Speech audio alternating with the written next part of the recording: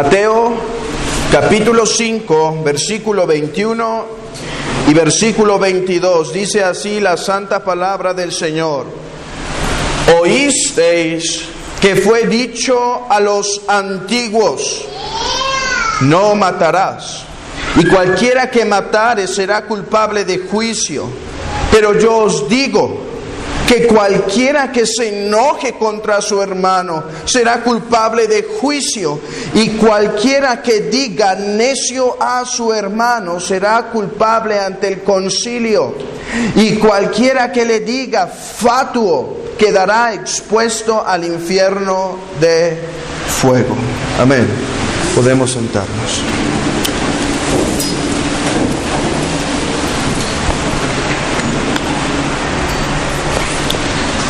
Hermanos, nos encontramos esta mañana en una sección nueva, en una sección distinguida del Sermón del Monte. Estos versículos, estas primeras palabras en el versículo 21, abre la siguiente sección.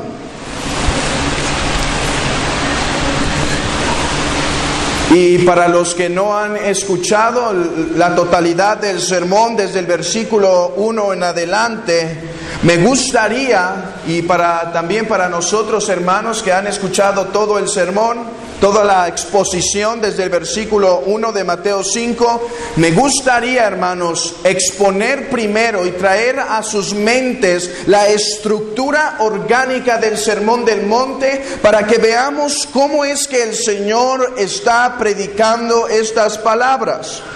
Hemos encontrado en los versículos 3 al versículo 12 la exposición de aquellas virtudes espirituales, de aquellas virtudes internas de los hijos del reino, aquellos, como dice el apóstol Juan, han nacido de arriba, aquellos que han experimentado el nacimiento de arriba, el nacimiento del Espíritu Santo.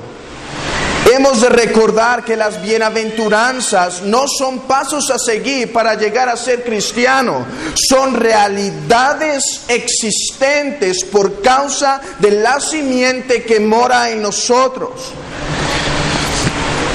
Pero no solo son realidades internas, sino que éstas tienen consecuencias externas. Y cuando los cristianos viven a la luz de estas virtudes, a la luz de estas realidades, el mundo ejercerá persecución, el mundo ejercerá presión. Es lo que encontramos en los versículos 10. Bienaventurados los que padecen persecución. Versículo 11. Bienaventurados sois cuando por mi causa os vituperen, etcétera.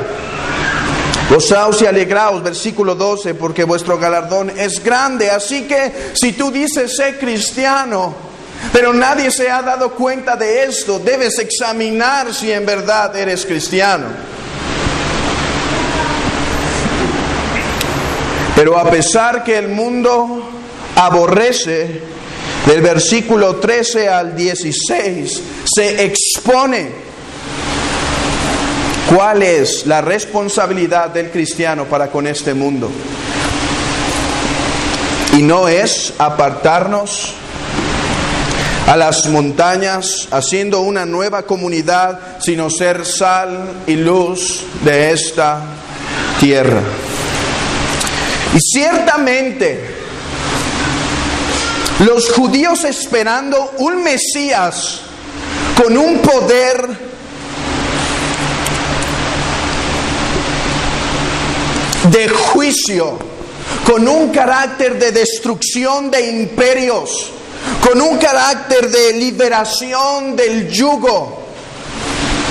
Y escucha a alguien decir al Señor: bienaventurados los pacificadores, Bienaventurados los misericordiosos, bienaventurados los que padecen persecución. Ciertamente entre el auditorio preguntas surgieron tales como: ¿y quién es este que dice ser el Mesías, pero se pone en contra de lo que esperamos? ¿Estará este en contra de Moisés? ¿Estará este Mesías en contra de los profetas? Y es por eso que en el versículo 17 empieza diciendo: no penséis que he venido para abrogar la ley o los profetas.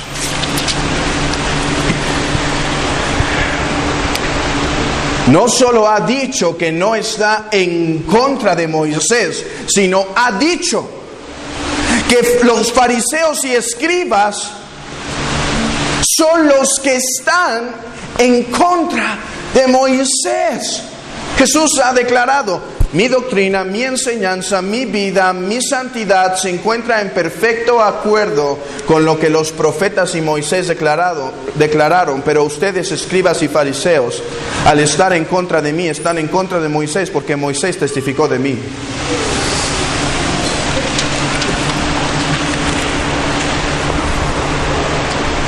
No solo ha dicho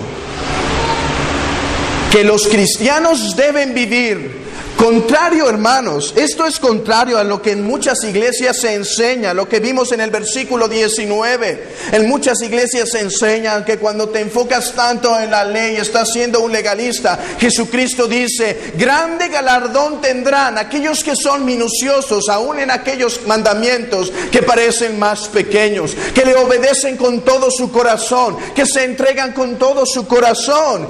Y dice: si su justicia se parece a lo de los escribas y fariseos, no entraréis en el reino de los cielos.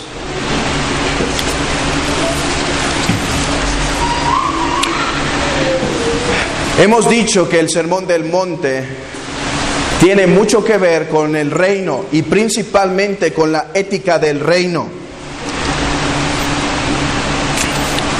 Y hay una palabra al reino de Dios, que no puede ser quitada. Para una correcta interpretación del reino de Dios, hay una palabra que no puede ser quitada. Esta es justicia. Los hijos que en un tiempo fueron esclavos de este mundo, sujetos a los rudimentos de este mundo, a la esclavitud y prácticas de este mundo que según Pedro heredamos de nuestros padres, viviendo en fornicación, en lascivia, etcétera, etcétera. Esos hijos que un tiempo fueron hijos de ira han sido trasladados al reino de Dios, y su vida ya no se parece más a la del príncipe de este mundo, sino al inaugurador del reino de Dios en este mundo. Ahora, para los que nos visitan por primera vez, afirmo que si vuestra justicia no fuere mayor que la de los escribas y fariseos, no entraréis en el reino de los cielos. No es que los escribas fueron muy legalistas con la ley, es que, como hemos dicho en ocasiones pasadas, es que obedecieron la ley para ganar su propia salvación, es que obedecieron la ley por pura hipocresía, y es que obedecieron no solo la ley, sino los mandamientos y tradiciones de sus antepasados. Así que no entraré, nadie de los que estamos aquí entraremos al reino de los cielos si no hay una vida de justicia práctica y santidad de vida.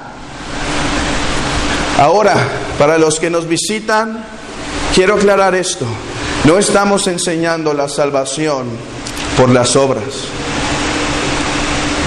Estamos enseñando aquella preciosa enseñanza del apóstol Pablo, que una vez que la gracia ha llegado a nuestras vidas, el pecado no puede seguir siendo nuestra comida diaria. No que no caiga el cristiano, no que no peque el cristiano, no que no se llegue a endurecer, pero su naturaleza, el centro de su ser, ha sido transformado y ahora desea la justicia, la santidad. Ahora desea a Dios, habiendo sido fugitivo, ahora le busca incansablemente por el hambre que tiene. Así que cuando hablamos que el creyente debe tener justicia para entrar al reino de los cielos, podríamos parafrasearlo de esta manera. Afirmamos que ninguno que ha recibido la salvación por la sola gracia, por la sola fe en el Señor Jesucristo, ninguno de ellos vive ya más en un estilo y práctica de acuerdo a este mundo. Y hermanos, el versículo 21 y en adelante ha dicho el Señor Jesús: si vuestra justicia no fuere mayor que la de los escribas y fariseos, no entraréis en el reino de los cielos. Y alguien podría preguntar: ¿y cómo es eso? Tenemos 6 ejemplos del versículo 21 al versículo 48 de cómo la justicia del reino de Cristo excede, sobrepasa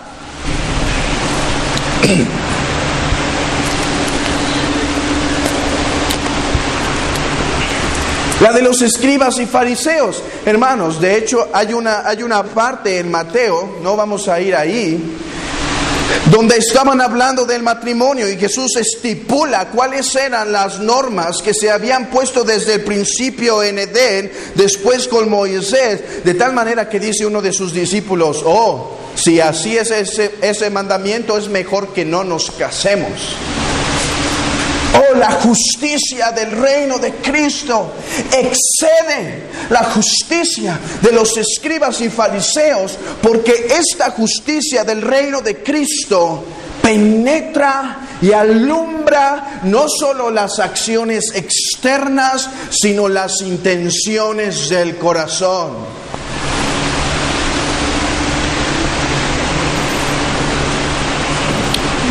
Así que si después de escuchar esto te animas para hacer buenas obras y empezar a ganarte el cielo, o he predicado herejía o has entendido mal,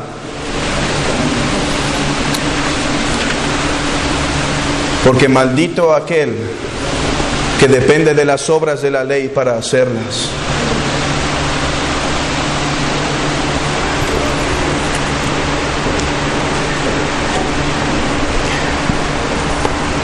Hermanos, esta enseñanza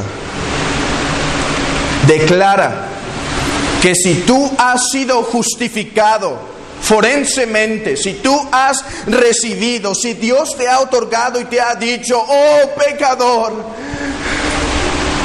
hasta la coronilla estás lleno de pecado, pero he puesto en mi Hijo todo tu pecado para castigarlo en Él, y toda su justicia te he otorgado como un libre don, como una preciosa gracia, por mi solo favor. Nada hubo en ti que la ganase, nada hubo en ti que me hiciese voltearte a ver, fue mi sola gracia. Si tú dices ser de esos, la siguiente parte de esta frase tiene que ser tuya. Pero no solo te he dado una justicia forense, te he dado un nuevo corazón que ahora desea a Dios. Hermanos, teniendo esto en mente, debemos ver que el versículo 21 adelante es la exposición clara del Señor Jesucristo, que su reino tiene una ética que sobrepasa trascendentemente la ética de los escribas y fariseos. Así que con esto podemos comenzar la exposición de nuestro sermón. En el versículo 21 dice: oísteis que fue dicho a los antiguos, versículo 22, pero yo os digo. Hermanos, esta mañana, esta será nuestra exposición, estas palabras. Oísteis que fue dicho a los antiguos, pero yo os digo. Estas palabras se repiten 6 ocasiones, con diferentes palabras en ocasiones, pero se repite el contenido y la esencia de estas palabras en 6 ocasiones. Mira conmigo, hemos leído el versículo 21 y 22, ahora ve conmigo el versículo 27 y 28. Oísteis que fue dicho, versículo 28, pero yo os digo, versículo 31. También fue dicho, versículo 32, pero yo os digo, versículo 33. Además habéis oído que fue dicho a los antiguos, versículo 34, pero yo os digo, versículo 38. Oísteis que fue dicho, versículo 39, pero yo os digo, versículo 43. Oísteis que fue dicho, versículo 44, pero yo os digo. Hermanos, un estudio básico, una regla básica para un estudio bíblico es saber que la repetición de palabras es síntoma de verdades importantes. Que la misma frase se repita y una y otra vez, hemos dicho esto antes, cualquier palabra que el Señor dijo es sumamente importante, pero si se ha tomado el tiempo para explicar y para pronunciar una y otra vez esta misma frase, es porque dentro de esta frase se encuentra gran contenido, hermanos. Y digo eso, hermanos, quizá algunos dirán, ¿por qué no vamos a no matarás? Te digo algo, yo tenía la misma intención. Dije, vamos ya al primer mandamiento. Vamos a deleitarnos, hermanos. Es impresionante lo que sigue a continuación. Pero fui convencido que hay demasiado en estas palabras como para avanzar sin meditar en ellas. No solo son importantes porque se repiten una y otra vez. Son importantes porque si malentendemos estas palabras, daremos una errada interpretación a cada palabra. No comprenderemos correctamente qué quiere decir el Señor cuando está diciendo no matarás. ¿Eso estaba mal? ¿Por qué el Señor está poniéndose en contra de ellos? ¿Por qué el Señor está diciendo no matarás? Oísteis que fue dicho no matarás y cualquiera que matare será culpable de juicio. ¿Que eso no estaba en el Antiguo Testamento? Claro. En Génesis 9 se habla que el que mate debe morir. Pero yo os digo, si no entendemos la esencia de estas palabras, no podremos entender correctamente qué está diciendo el Señor cuando dice no matarás. Estas 6 secciones internas del Sermón del Monte han sido llamadas las 6 antítesis o las 6 contradicciones. Las 6 contradicciones. Se habla del asesinato, se habla del odio, se habla de la ira, del adulterio, del divorcio, votos y juramentos, amar a nuestros enemigos. Son las 6 antítesis que tenemos y, hermanos, hablan temas muy importantes y trascendentes para todo discípulo de Cristo.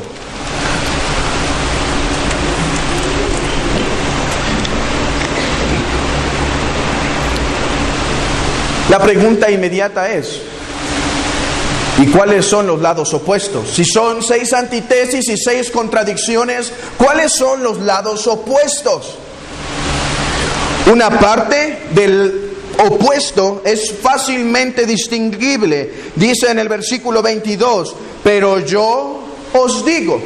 El Señor Jesucristo es una parte de esta antítesis, es una parte de esta contradicción. Él se está levantando a contradecir algo. La pregunta es, ¿cuál es la otra parte? ¿Cuál es la otra parte? Dos interpretaciones al menos se han dado en cuanto a esto. Algunos han dicho que se trata de la ley de Moisés. Que cuando el Señor está diciendo, oísteis que fue dicho, está diciendo, oísteis que fue dicho en la ley de Moisés. Cito a uno que cree así. Dice, Jesús cita la ley solo para contradecirla y sustituirla con su propia enseñanza. Otro dijo, el Señor vino a establecer una mejor y más espiritual ley.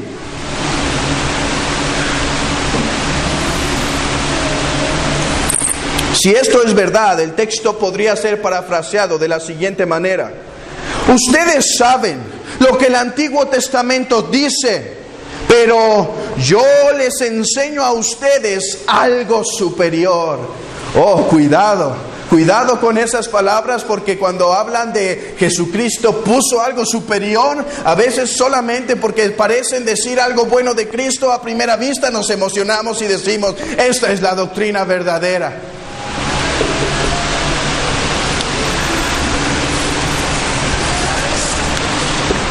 Hermanos, si hemos entendido el versículo 17 al versículo 20, la mayoría de los que están aquí ya podrían refutar esta enseñanza. Esta enseñanza es errada tan solo por el contexto. El Señor Jesucristo ha dicho en el versículo 17 que no ha venido a abrogar la ley, que no ha venido a pararse en contra de Moisés, que Él se encuentra en perfecto acuerdo con el Antiguo Testamento. Y ahora en el versículo 21 encontramos diciendo, pero me pongo y vengo a abrogar la ley de Moisés. No es posible. Él ha dicho que el Antiguo Testamento es su base sólida y que nada de lo que hay ahí Él iba a quebrantar, ni una jota ni una tilde de la ley iba a quebrantar. ¿Consideramos que es una jota o una tilde no matarás?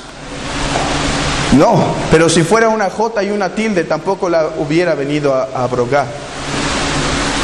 El contexto, pensar así, sería contradecir las mismas palabras del Señor. Y hemos de recordar que la palabra abrogar en el versículo 17 se refiere a destruir, pero también se refiere a modificar algo de tal manera que lo que fue ya no es por esa modificación. Así que Jesucristo no está dando una ley más espiritual. Jesucristo no está dando una ley más profunda. Jesucristo está exponiendo el texto.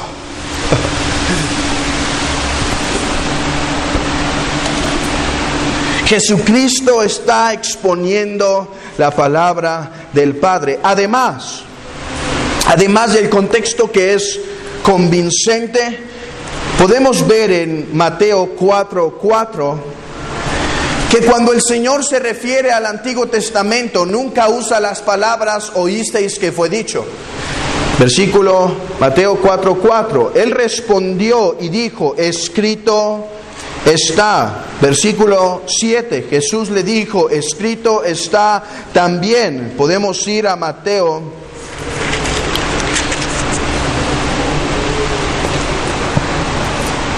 8:4, Mateo capítulo 8, versículo 4, dice, entonces Jesús le dijo, mira, no lo digas a nadie, sino ve, muéstrate al sacerdote y presenta la ofrenda que ordenó Moisés para testimonio de ellos. Podemos ver esto mismo en Lucas capítulo 2,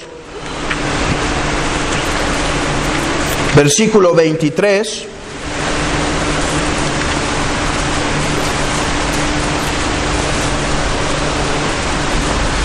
Se dice, como está escrito en la ley del Señor.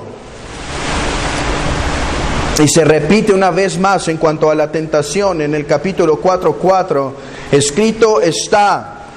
Así que no solo el contexto es abrumador para descartar esa interpretación, sino que la manera frecuente que se citan las Escrituras por el Señor Jesucristo es: escrito está, o Moisés dijo, o como está escrito. La otra opción o la otra interpretación, de la cual estoy convencido que no es una opción, que es la opción. La otra no es una opción, la otra es una desviación. La interpretación correcta es que el Señor Jesucristo se está levantando en contra de la tradición de los antiguos. Dice Mateo 5:21, oísteis que fue dicho a los antiguos. Escucha la traducción de la Biblia de las Américas. Habéis oído que se dijo de los antepasados. Creo que es mejor esta traducción en cuanto a esta sección del versículo. Habéis oído que se dijo de los antepasados, y la Reina Valera Gómez dice, oísteis que fue dicho por los antepasados. Oísteis que fue dicho. Era la manera en la cual los judíos citaban su doctrina. Hermanos, muchos estaban conscientes que no podían decir lo mismo que el Señor Jesucristo. Escrito está, porque muchas de sus leyes fueron aditamentos, fueron adiciones a la ley. Así que lo que hicieron fue empezar a citar el nombre de otra persona. Empezaron a hablar diciendo, el rabí dijo. De hecho, en el Talmud es la copia de la tradición oral judía. El Talmud cita constantemente estas palabras. Rabí Eleazar dijo. Y a veces, para ligar la tradición más, dice, Rabí Judá dijo del nombre de Rabí tal, del nombre del Rabí tal. Era la manera en la cual testificaban, era la manera en la cual afirmaban y predicaban su doctrina. Ellos no decían como el Señor, escrito está. Ellos decían, el rabí tal dijo. Dice Hendrickson, los antiguos escritos judíos, los rabís, tales como Geliel y Shammai, fueron llamados padres de la antigüedad.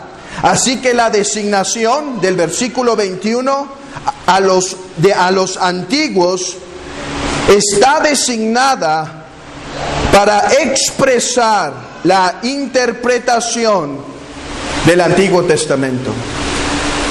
O sea que cuando el Señor Jesucristo está diciendo, oísteis que fue dicho, podría ser parafraseado de la siguiente manera: han escuchado por la tradición de vuestros padres. Han escuchado por la tradición de vuestros antepasados. Y alguien podría decir o preguntar, ok, el Señor se está oponiendo a la enseñanza tradicional, a la enseñanza oral, a la desviación de la enseñanza del Antiguo Testamento. Pero ¿bajo qué autoridad? Ok, está retando la autoridad de los rabinos, pero ¿bajo qué autoridad, hermanos? Vean el versículo 22. Pero yo os digo. ¿Bajo qué autoridad?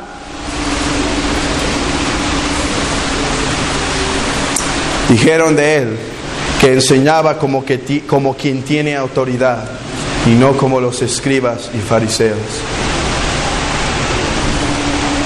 Si tú estás aquí esta mañana y dices, pues yo no reconozco a Jesús como Dios, Yo no reconozco, era un buen maestro y el sermón del monte me encanta. Yo te digo, no te puede encantar, porque aquí él está diciendo que es bajo su propia autoridad. Al ser el Hijo de Dios encarnado, tiene toda autoridad para revocar toda palabra que se ha puesto en contra de la palabra de su Padre. Oh, aquellos liberales que dicen, qué hermosa poesía encontramos en el Sermón del Monte. No, encuentras la misma palabra del Dios encarnado que dice, esos están mal. Oh, cuánto amor hay en el Sermón del Monte, así es, pero su amor se refleja por contrastar, por chocar, por exponer. Así que si en estas predicaciones te sientes expuesto a tu pecado, gracias sean dadas a Dios por ello. Era el propósito del Señor Jesucristo, chocar las mentes de sus oyentes para decir, he aquí el Hijo de Dios entre vosotros, he aquí el Mesías, he aquí el Hijo del Hombre, he aquí el esperado, he aquí el inaugurador del reino. Y les digo que su tradición está errada.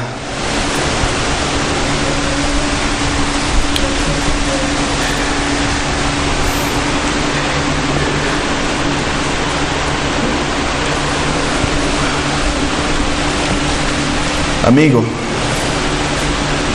si dices en tu corazón que tú estás esperando al día final para ver cuál será tu juicio, te ruego que te des cuenta que aquí está tu juicio, aquí y ahora. Estas mismas palabras exponen tu realidad, que si no te sometes al señorío de Cristo, irás con aquellos escribas y fariseos fuera del reino de los cielos. Si me preguntas, ¿y por qué me debo arrepentir? Mira, no te voy a decir, y qué descanso, nunca podría decir, y nunca pienso hacerlo, decir te tienes que arrepentir porque yo digo que te tienes que arrepentir. No, te digo, te tienes que arrepentir porque el Hijo del Hombre ha dicho, arrepentíos. No te ha dado la opción, te ha dicho, arrepiéntete. Te ha dicho, abandona tu pecado. ¿Bajo qué autoridad? Bajo su propia autoridad. ¿Y por qué estoy parado aquí esta mañana? Por ninguna otra autoridad, sino por la autoridad del Señor Jesucristo. ¿Y por qué abrimos su palabra? Porque es la autoridad, la única, la superior, incomparable autoridad de la palabra de Dios.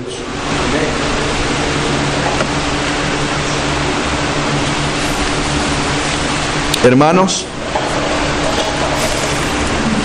quiero que veamos en estas 6 antítesis, simplemente viéndolas de manera general, viéndolas de lejos, al menos 4 principios que encontramos en ella. En primer lugar, en cada antítesis estaremos descubriendo que el Señor Jesucristo, por las palabras que acabamos de leer, oísteis que fue dicho, pero yo os digo, está rescatando la palabra de Dios. Miren, hermanos, en ese tiempo, en el tiempo del Señor Jesucristo, había pasado que ya pocos tenían el acceso puro a las Escrituras. Recordemos que antes del cautiverio ellos hablaban hebreo, pero una vez estando en Babilonia, siendo cautivados por ellos, su lengua común empezó a ser el arameo. Así que cuando regresan de la cautividad, ya eran pocos los escribas, ya eran pocas personas, solo los escribas los que tenían esa autoridad para predicar y enseñar la palabra. Así que ¿qué empezó a pasar? Lo que ellos decían tenía que ser creído por los demás, porque ellos no podían contradecirlo a causa que no tenían acceso directo al texto. Tomo aquí el ejemplo del hermano Martin Lloyd Jones. Es muy buena la comparación que él hace. Él equipara lo que estaba pasando aquí con lo que pasó en la Reforma de Inglaterra. Como ustedes sabrán, hermanos, la Iglesia Católica predicaba el Evangelio. Sí, predicaba el Evangelio en una lengua desconocida para el pueblo, latín. Así que todos los domingos tenías a los doctores de la ley hablando en latín, predicando en latín. ¿Y qué teníamos al final de todo? Que los intérpretes habían dado su exposición y toda la grey tenía que creer lo que ellos decían, porque no había otra opción. No podían ir al texto y decir, oye, pero mira cómo dice el texto, la fe por la sola, la gracia por la sola fe, la salvación por la sola fe.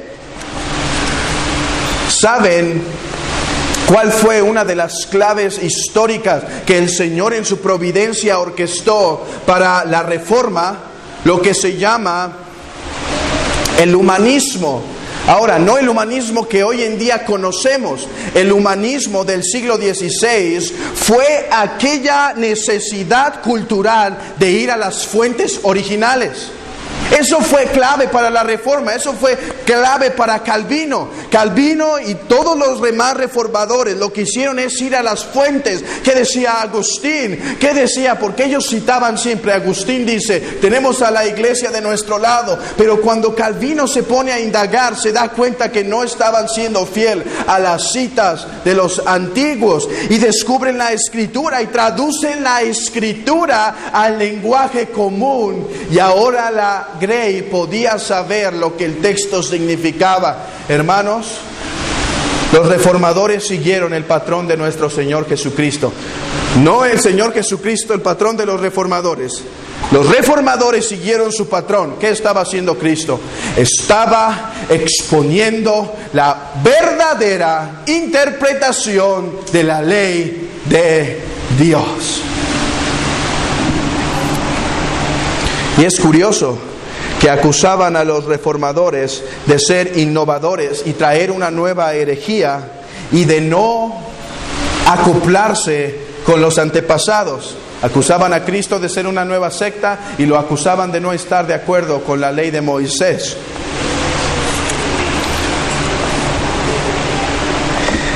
Así que lo que el Señor está haciendo es quitando el polvo de las hojas. ¿Decían cosas verdaderas los fariseos? Sí, pero mezcladas con su enseñanza, por lo tanto se hacían corrupta la enseñanza. Hermanos, los católicos pronunciaban la palabra evangelio y te decían, el evangelio son buenas nuevas, pero tienes que tomar la misa, tienes que seguir los sacramentos, tienes que hacer buenas obras, tienes que hacer esto y lo otro y lo otro. También los escribas y fariseos decían, no matarás, y si matas eres culpable de juicio. Sí, ¿y qué hay del orgullo? ¿Y qué hay de la ira?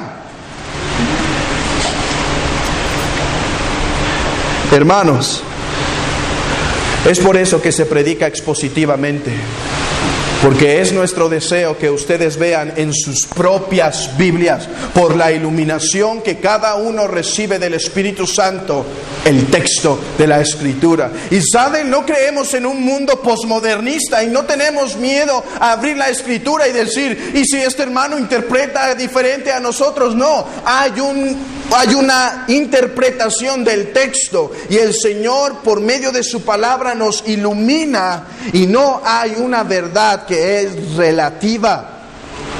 Ese es el deseo y espero, hermano, que estés basando tu doctrina. Está bien si citas a aquel y citas a otro, pero que en última instancia lo cites porque creas que se encuentra de acuerdo a la doctrina que está en la Biblia.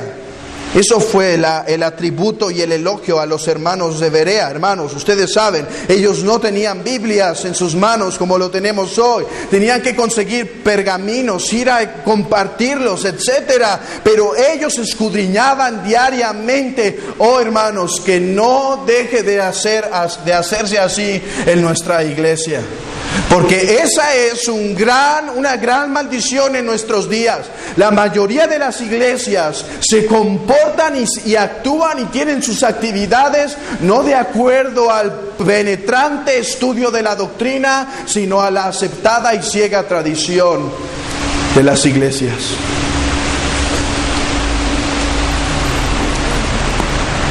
Así que te exhorto, hermano, a que cada doctrina escudriñes con tus propios ojos, que es así.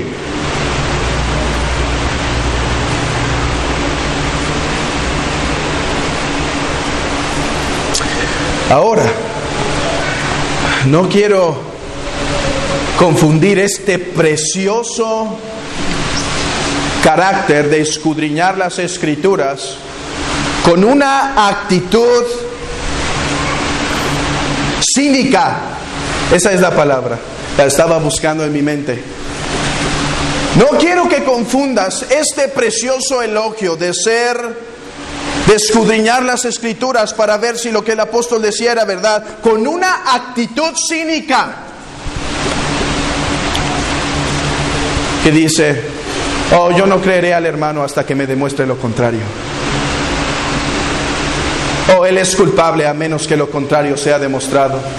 Oh, me siento aquí y pues le voy a creer, pero voy a ver al final. No le voy a creer totalmente, voy a esperarme para ver si eso es verdad. Hermano, esa no era la actitud de los de Berea. Dios ha puesto en la iglesia hombres para liderar. Lo que te estoy animando es que no bases en la doctrina por lo que dice el hermano Joseph, por lo que dicen otros hermanos. Oye, ¿por qué crees eso? Ah, pues así dice el hermano Joseph. No, que en última instancia penetres, pero eso no debe ser confundido con la actitud cínica y errada de ver a los pastores y a los que predican la palabra como culpables y como no dignos de confianza hasta que yo lo escudriñe con mis propios ojos. No es una actitud correcta.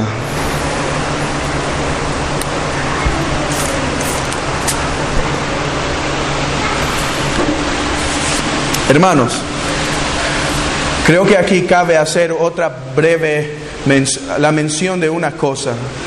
La mayoría de los que están aquí viene de iglesias distintas y tienen una práctica de cristianismo a la cual se encuentran acostumbrados y hasta tienen cierta tradición. La manera en que se comportan en la iglesia, la manera en que se comportan con los hermanos, cómo es su relación con la iglesia, y dicen: así aprendí yo. ¿Qué importa que así aprendiste? Hermano, debes basar tu comportamiento en la iglesia, tu entrega a la iglesia, tu relación con la iglesia, no de acuerdo a la tradición que aprendiste de los antepasados, sino de acuerdo a la exposición de la Escritura. También aprendemos otro principio, otra verdad que debemos tener en cuenta, es que el Señor no solo expone la letra, sino el espíritu de la letra, y esto es de suma importancia. Si esto no lo tenemos en cuenta cuando estamos interpretando el Sermón del Monte, podremos caer en los errores que los fariseos mismos cayeron. Jesucristo, de hecho, hermanos, ustedes pueden ver que en el versículo 21 no hay nada mal con lo que dijeron o con lo que enseñaban. El problema está con lo que no enseñaban. Ellos decían: ok, si no has matado, puedes dormir tranquilo, has cumplido la ley, vas a ganar el cielo. Oye, ¿y qué de la ira? ¿Qué del enojo? Es que tengo tantas ganas de maldecir a ese hombre. No importa, mientras no lo mates no hay problema. Jesucristo ve el espíritu de la letra y dice: cualquiera que se enoje, cualquiera que diga necio, cualquiera que diga fatuo a su hermano será culpable de juicio. Alcanza a discernir y a exponer las intenciones del corazón. Tomo aquí el ejemplo del hermano Albert Martin. Es muy buen ejemplo. Imagínense que agarran a su hijo de 6 años, 7 años, 10 años y dicen: oye, ven para acá. He visto en tu actitud que no eres acomedido en la casa. Lo siento, papá. Te has portado grosero. Y el niño pregunta: ¿y cómo puedo ser acomedido? Y el papá contesta: mira, cuando entre tu mamá con las bolsas del mandado y veas que ni puede cargar de tan cargada, acércate y ayúdale. Y si ves un papel tirado en el piso, levántalo. Y si ves las puertas abiertas, ciérralas. Ok, papá. Y ahí va el niño buscando papeles en el piso, cerrando las puertas y buscando a su mamá para ayudarle.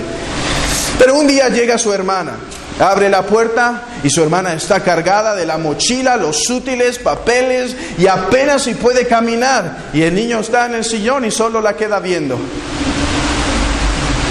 Y el papá lo ve y dice: oye, ¿qué hemos hablado? De ser acomedidos. Pero papá, ¿qué es lo que está mal? He recogido los papeles, he cerrado la puerta, he ayudado a mamá con el mandado, he sido acomedido, hermanos. ¿El niño aprendió el principio o solo la letra? La letra era buena, pero el niño se quedó simplemente con la letra y no aprendió el principio. Hermanos, así lo expone el apóstol Juan. Espero que ninguno de aquí esté contento y diga que ha cumplido el primero y segundo mandamiento y dice: yo no tengo ídolos yo no tengo ídolos delante de mí, yo ya no me inclino ante ellos. Y diga: ya lo he cumplido. Si estás haciendo eso, te tengo que decir que estás viendo solo la letra, que es importante, pero no el espíritu de esta. Dice el apóstol Juan en Primera de Juan capítulo 5, dice: hijitos, guardaos de los ídolos, o proteger el corazón de aquellos que se posesionan de él. Miren cómo el apóstol Juan lo aplica. Así que algo constante que vamos a ver en el Sermón del Monte es que el Señor Jesucristo aviva, revive lo que una vez estuvo muerto.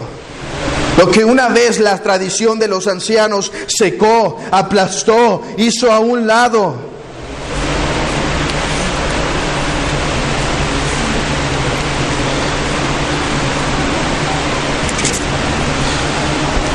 Hermano,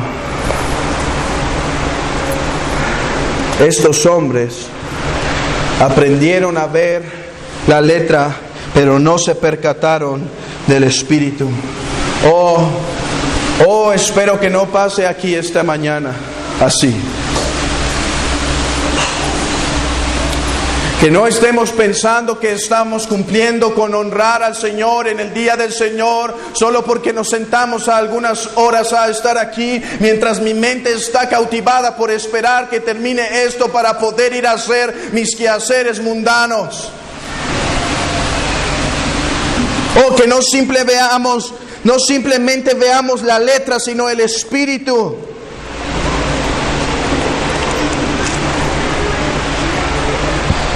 Hermanos, un ejemplo muy claro que muchas veces no entendemos el principio de la letra es que la mayoría de los que están aquí ya no dicen con su boca lo juro, ¿no es verdad? La primera cosa que el cristiano aprende es que ya no tiene que decir lo juro, ahora dice te lo prometo. Esa es evidencia que no estamos entendiendo el principio del mandamiento. Muchos dicen, no es correcto jurar, sin embargo escucho en sus palabras decir, Dios es testigo. Hermano, eso es un juramento. Yo digo, el juramento, lo que el Señor aquí enseña, no está prohibiendo los juramentos, está prohibiendo los juramentos equivocados, pero eso será en otro sermón. Una evidencia o un gran error de no entender el principio de lo que el Señor va a exponer es lo que pasaría si tomamos simplemente la letra y no el principio. Ayudamos a caminar a alguien una milla y lo abandonamos en la otra porque el Señor solo dijo 2.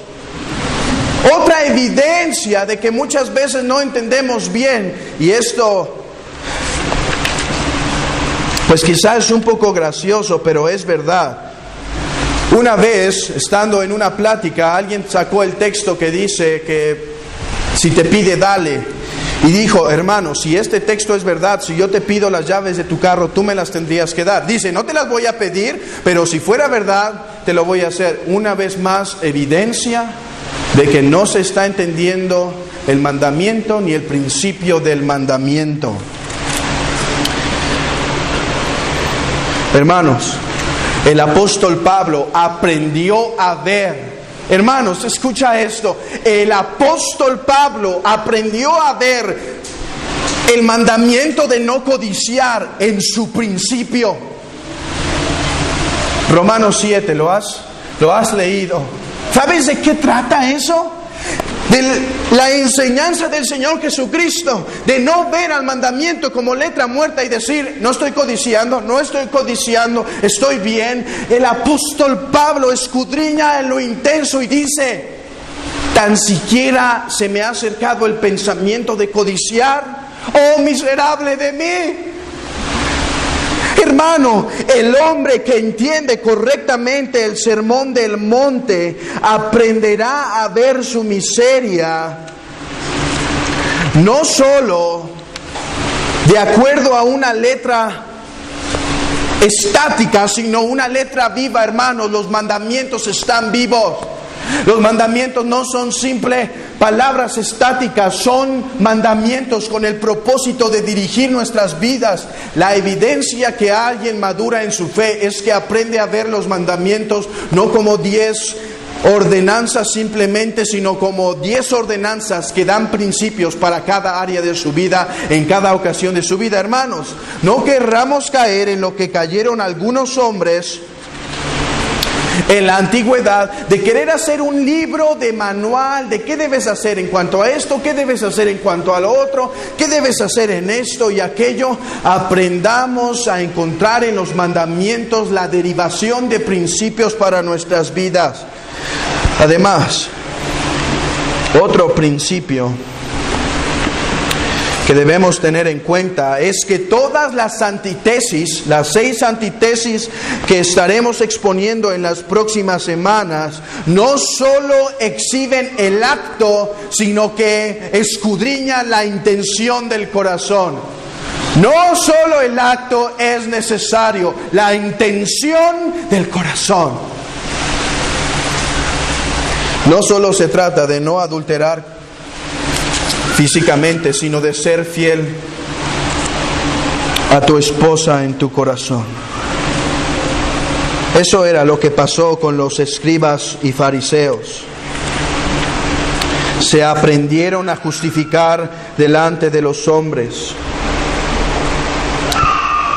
Entonces les dijo, vosotros sois los que os justificáis a vosotros mismos delante de los hombres, mas Dios conoce vuestros corazones, porque lo que los hombres tienen por sublime delante de Dios es abominación. Hermanos, no solo se trata de cumplir el mandamiento de congregarnos, se trata de que te congregues con el corazón. No solo se trata de venir el domingo a la iglesia simplemente para cumplir el mandamiento. Ahora lo debes de hacer, aunque tu corazón no esté tan bien, lo debes hacer. Pero se trata de someter ese corazón y decir, Señor, esta mañana no solo me quiero congregar, Esta mañana quiero que mi corazón se deleite, mi corazón se quebrante, mi corazón escuche tu voz, mi alma se regocije, mi alma sea llevada a lo alto. Oh hermanos, ¿cuántos de vosotros estáis aquí simplemente para no faltar en el día domingo?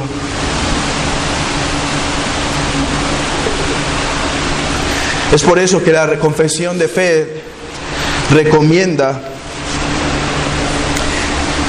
que antes de empezar las actividades del día del Señor, preparen sus corazones en sus casas para poder prestar correcta atención en este lugar. Dice, cuando habiendo preparado correctamente las intenciones del corazón, estoy parafraseando, no me lo sé de memoria. Pero eso es importante. No solo se trata de cumplir externamente, sino someter al corazón. Hermanos, ¿cuántos de nosotros estamos acercándonos en oración simplemente por orar? Oh, a veces tenemos que estar pidiendo de rodillas perdón al Señor en nuestra oración y diciendo, Señor, perdón, porque creo que me acerqué a orar sin tener la intención de orar. Otra verdad que vamos a encontrar en el Sermón del Monte es que no solo debemos acatar el mandamiento negativo, sino lo contrario de lo que se prohíbe, eso debemos hacer. Miren lo que dice este hermano: los preceptos negativos deben ser entendidos como incluyendo los positivos. O sea, todo mandamiento que nos dice no harás, por el contrario, tenemos que hacer lo que se nos dice que no hagamos. Cuando se nos dice no matarás, tenemos por lo tanto que preservar y cuidar la vida. Hermanos, alguien ha dicho, en la Biblia no hay nada del aborto. Yo te digo, hay algo del aborto. Porque no creemos en un mandamiento con letra muerta, sino un mandamiento vivo, que no solo prohíbe que hagamos lo que comanda, sino que por el contrario hagamos lo contrario de eso.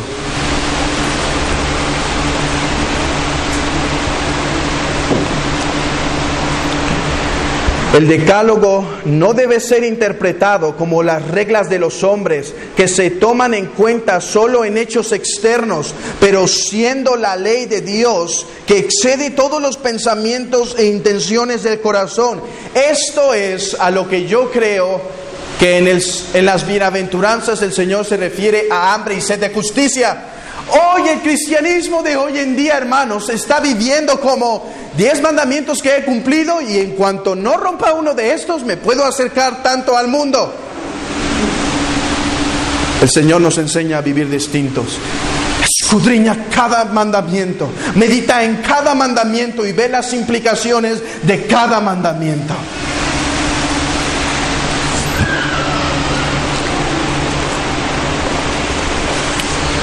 Mira lo que dice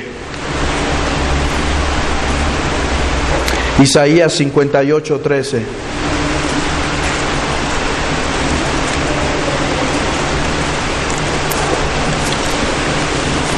Isaías 58:13. Si retrajeres del día de reposo tu pie, de hacer tu voluntad en mi día santo, y lo llamares delicia, santo, glorioso de Jehová, y lo venerares, no andando en tus propios caminos, ni buscando tu voluntad, ni hablando tus propias palabras. Hermanos, cuando se manda en el antiguo pacto de retraer nuestros pasos, de hacer cualquier tipo de obra, no solo se trataba con el propósito de no hacer obra, sino de deleitarse en el día del Señor. Y esta actitud está pasando entre muchos hoy en día, que están viendo al Señor solo en su aspecto negativo. Ok, dime que no puedo hacer el día del Señor. No, más bien te digo lo que puedes hacer. Te puedes deleitar, lo puedes disfrutar, puedes acercarte al Señor y estar seguro que recibirás bendición de Él. Decirle a este día, oh santo, glorioso día en que tú desciendes, oh Señor.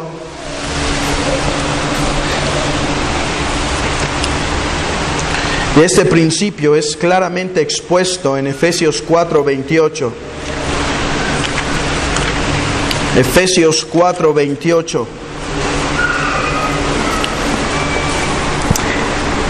El que hurtaba, no hurte más, sino trabaje haciendo con sus manos lo que es bueno, para que tenga que comer con el que padece necesidad. Es claro, ¿verdad?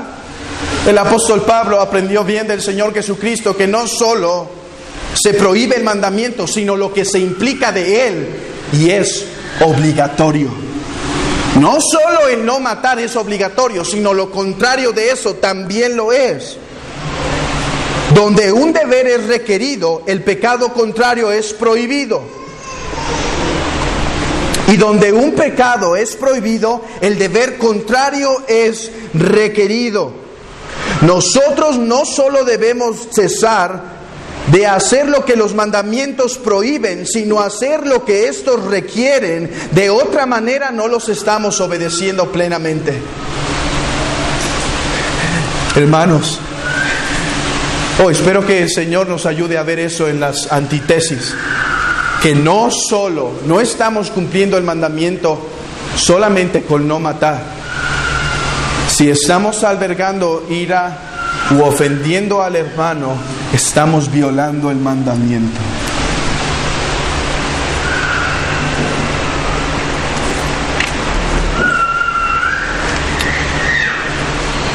Y por último, hermanos, en estas 6 antítesis nos gloriaremos en algo. Que si alguien se gloría en alguien, que se gloríe en el Señor. Hermano, en estas 6 antítesis podrás dar gloria a tu Señor, porque sabes, Él no solo no mató, sino hizo lo contrario de eso, amó. Hermanos, cuando vemos las 6 antítesis y ver al Señor exponer el espíritu del mandamiento,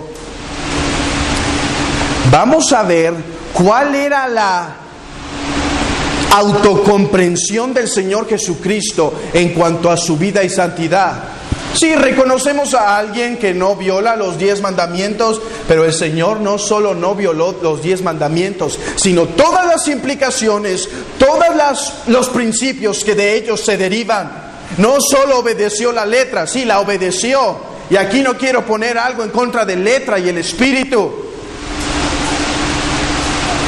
Yo sé que en 2 Corintios 3:6 se pone en contra la letra y el espíritu, pero la letra que se pone en contra de ahí era el sistema judío de obras para alcanzar salvación. Pero la letra del decálogo es buena y deleitosa, pero el Señor no solo cumplió la letra, sino el espíritu de ella. Hermano, te deberás sentir... Sí, ojalá que el Señor nos exponga la pecaminosidad de nuestro corazón para andar en una vida más santa. Pero mi propósito, aún con estas 6 antítesis, será exponer y exaltar al Señor Jesucristo en su magnitud y magnificencia, porque todo esto Él lo guardó perfectamente. Amigo, al exponer estas 6 antítesis, no te estaré llamando en que solo te esfuerces a obedecer la letra y que obedezcas ahora también el principio para fortalecer o ganar tu salvación. No, que Dios te libre de ese pensamiento y que Dios me libre de esas palabras en mi boca. Más bien, amigo, te llamo a que te rindas al Señor y Salvador Jesucristo, que es el único que puede darte vida eterna, inmortalidad. No importa que digas, yo cumplo el mandamiento, ya no miento. No importa que digas, yo no he matado. No importa que digas, no he adulterado, soy un buen hombre. Si me dices eso, te tengo que contestar que eres un fariseo y un escriba, y que tu morada está más cerca del infierno si en vida no te arrepientes. No, yo te llamo y te digo que nadie puede ganar su salvación por el esfuerzo a la ley, porque por la corrupción que de nuestro padre Adán heredamos, nos encontramos inútiles e incapaces de hacerlo. Pero el Señor Jesucristo ha obedecido perfectamente esta ley y ha pagado por nuestros pecados, y tú puedes tener vida eterna solo si pides perdón de tus pecados, confías en Él, te rindes a Él de todo corazón. Así que no te confíes esta mañana de confesar tu fe externamente si internamente no hay nada.